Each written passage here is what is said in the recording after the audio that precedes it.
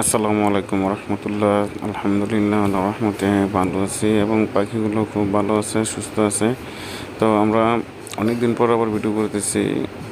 যে আমি কিছুদিন আগে একটা ভিডিও করেছিলাম, ভিডিওতে বলছিলাম যে এই শীতকালের আবহাওয়ার সময় পাখির ঘরের ম্যানেজমেন্ট অথবা পাখি কীভাবে রাখতে হবে। তাহলে পাখি প্রথমে অবস্থায় যেমন ডিম পারছে, আবহাওয়ার পরিবর্তন হওয়ার কারণেও ঠিক তেমনভাবে ডিম পারবে। আর অনেক ভাই পাখি পালন করেন, কিন্তু মাঝখান দিয়ে বেশি ঠান্ডা পড়ে গেলে অথবা অনেক বেশি গরম পড়ে গেলে পাখি ডিমের প্রোডাকশনটা হাফ ডাউন করে। কিন্তু আলহামদুলিল্লাহ আমি যে ম্যানেজমেন্টে রাখছি, এখানে একটা পাখির ডিমও বা বেশি ব্যবধান হয় না, অল্প একটু ব্যবধান হয়, কিন্তু আলহামদুলিল্লাহ ভালোই আছে। তো এই ব্যাপারে আজকে কথা বলবো আর কি। তো ব্যাপারটা হইতেছে, আমি আগে একটা ভিডিও করছিলাম, এই ভিডিওতে বলা আছে যে কীভাবে রাখছি। এটা চাইলে চ্যানেলে ভিজিট করে দেখে আসতে পারেন, আর চ্যানেলটি সাবস্ক্রাইব করে সাথে থাকবেন। আর আজকে দেখাতে যাচ্ছি যে আমি আসলে কীভাবে রাখছি, এটা পুরো ভিডিওতে আছে, ধৈর্য সহকারে দেখবেন সবাই। আমি পানির যেমনভাবে দিতেছি, আমি 2 থেকে 3 বার পানি দিই দিনে। আর আদার ওদের একটা নির্দিষ্ট পরিমাণের আদার দৈনিক দিই, বেশি পরিমাণের আদার দিলে আর খাবার খায় না, মানে যতটুকু দরকার ততটুকু খায়, আর বাকিটা নষ্ট করে, এতে সমস্যা। আর এভাবেই প্রতিদিন খাবার দাবার দিয়ে যাচ্ছি তাদের। কিন্তু আলহামদুলিল্লাহ এই যে আবহাওয়ার পরিবর্তন হয়েছে, কিন্তু এই যে দিনের মানে সময়টা ছিল দুপুর 12টায়, কিন্তু ঘরের লাইট এখনও জ্বালানো হয়েছিল, বন্ধ ছিল না, যেন ঘরটা মোটামুটি একটু গরম থাকে। গরম থাকলে পাখি ভালো, মানে পাখির প্রধান রোগের মধ্যে হচ্ছে ঠান্ডাই প্রধান। ঠান্ডাই সর্বপ্রথম পাখিকে কাবু করে, তারপরে অন্য কিছু। পাখির যেন ঠান্ডা কোনোভাবে না লাগে, ওই দিকে নজর রাখতে হবে।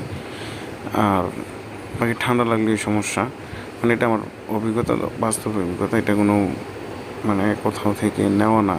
কারণ আমি পাখি পালন করতে করতে যে অভিজ্ঞতাটা অর্জন করছি, ওইটা থেকেই বলতেছি যে কীভাবে রাখতে হবে পাখিকে। আমি এভাবে রাখতেছি, আলহামদুলিল্লাহ পাখির প্রোডাকশন কোনোভাবে কমতি নাই। 98 পিস পাখি থেকে প্রায় 88টা, 85টা, 87টা ডিম দৈনিক আসতেছে, আলহামদুলিল্লাহ। তো এইভাবে পালন করতে পারেন। আর অবশ্যই যে পাখির যেন ঠান্ডা না লাগে, এদিকে নজর দিতে হবে। এখন পর্যন্ত আমি ইসেল বা অ্যাডি কিছুই করাইনি, কিন্তু আলহামদুলিল্লাহ পাখির ডিমের প্রোডাকশন খুবই ভালো আছে, আলহামদুলিল্লাহ। তো প্রথম অবস্থায় পাখি কিনবেন 30 থেকে 35 দিন বয়সের এক পাখি। তারপরের অবস্থায় পাখিকে ঠিকঠাক মতো খাবার দাবার দিবেন, ম্যানেজমেন্টটা ঠিক রাখবেন। কোন অসুখ বিসুখ হচ্ছে ওইটা বুঝে ওষুধ যদি দিতে পারেন দিবেন, নইলে একটা অভিজ্ঞ ভাইয়ের সাথে পরামর্শ করুন, অথবা ভেটেরিনারি যে ডক্টর আছে ডক্টরের সাথে পরামর্শ করে পাখিকে ওষুধ দিবেন।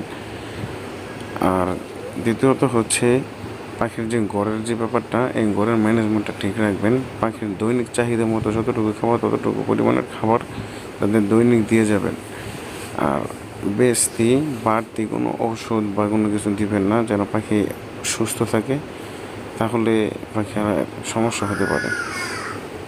ওকে, দৈনিক ঘরটা পরিষ্কার রাখবেন, ঘরে যেন তেমন কোনো গন্ধ না হয়।